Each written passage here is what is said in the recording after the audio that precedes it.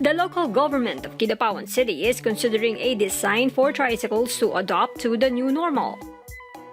The Federation of Kidapawan Integrated Tricycle Association has come up with this proposal. 4 passengers will be allowed inside the tricycle even if the community quarantine is still being enforced. 2 in front and 2 at the back. Plastic covers will be placed inside the tricycle to serve as protection for each of the 4 passengers.